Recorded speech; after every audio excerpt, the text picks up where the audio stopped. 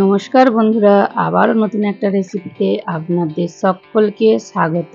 তো বন্ধুরা, রেসিপিটা অবশ্যই দেখবেন, আশা করছি ভালো লাগবে। প্রথম থেকে শেষ পর্যন্ত দেখার অনুরোধ রইল। তো বন্ধুরা, আমি এখানে একটা গ্যাসে কড়াই বসিয়ে দিয়েছি, আর কড়াইয়ে আমি সর্ষের তেল দিয়ে দিয়েছি। তো পরিমাণ মতো সর্ষের তেল দিয়ে দিয়েছি। তো দিয়ে এখানে আমি দুটো তেজপাতা ফোড়নে দেব। তো তারপর বন্ধুরা, এখানে আমি সরু সরু করে আলু আর কিছুটা পটল কেটে রেখেছিলাম, সেটাই আমি একসাথে ভাজা করে নেব। আপনারা চাইলে আলাদা আলাদা করেও ভাজা করে নিতে পারেন।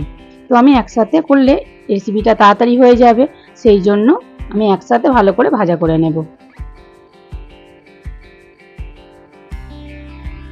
তো বন্ধুরা, আমি এটা এমনি ভাজা করে নেব শুধু তেলের মধ্যে দিয়ে।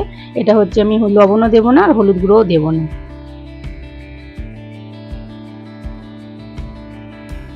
তো দেখুন বন্ধুরা, কত সুন্দর ভাজা করে নিয়েছি।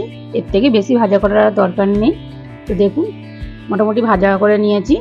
তো এতে এবার আমি দেখুন একটু পেঁয়াজ আর দুটো কাঁচা লঙ্কা রেখেছিলাম, সেটাই দিয়ে দেবো। ছোটো ছোটো করে পেঁয়াজ কুচিয়ে রেখেছিলাম আর দুটো কাঁচা লঙ্কা দিয়ে দিলাম।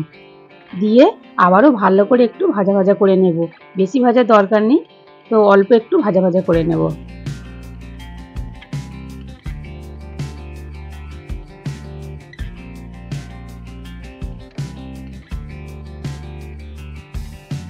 তো দেখুন বন্ধুরা, পেঁয়াজ দিয়ে ভাজা ভাজা করা হয়ে গেছে। এবার আমি এতে পরিমাণ মতো লবণ দেব, পরিমাণ মতো হলুদ দিয়ে দেব। সব মশলাগুলো এবার আমি অ্যাড করে দেব।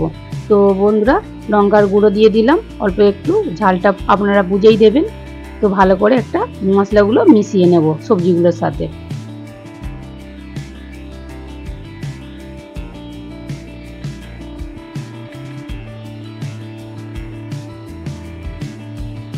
তো বন্ধুরা দেখুন, খুব ভালো করে আমি মিশিয়ে নিয়েছি সবজিগুলো সাথে মশলাটা।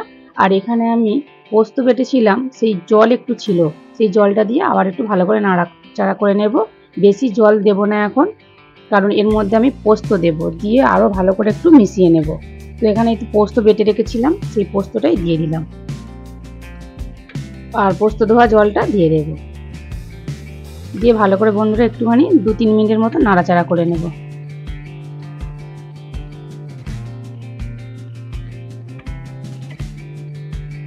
তো বন্ধুরা, আমি আপনাদের সাথে ঝিঙে পোস্ত শেয়ার করেছিলাম। তো পটল পোস্তও খুব সুন্দর লাগে খেতে, সেই জন্য পটল পোস্তটাও আপনাদের সঙ্গে আমি শেয়ার করলাম। তো বন্ধুরা, এবার আমি পরিমাণ মতো জল দিয়ে দেবো। জল বলতে বেশি দেবো না, যেহেতু ভাজা করতে করতে আলু আর পটল অর্ধেক সিদ্ধ হয়ে গেছে, ওই জন্য অল্প একটু জল দিলাম।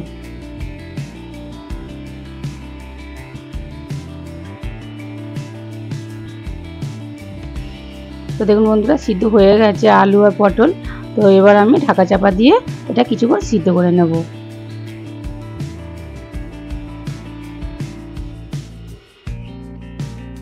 তো বন্ধুরা দেখুন, প্রায় হয়ে এসেছে পোস্তটা, আর একটু জলটা চচ্চড়ি করে নিলেই হয়ে যাবে। তো দেখুন বন্ধুরা, আলু পটল একদম পুরোপুরিভাবে ভালো করে সিদ্ধ হয়ে গেছে।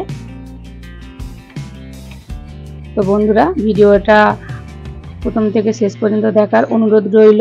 আর ভিডিওটা যদি ভালো লাগে, লাইক শেয়ার কমেন্ট অবশ্যই করবেন। চ্যানেলটিকে সাবস্ক্রাইব করে পাশে থাকবেন।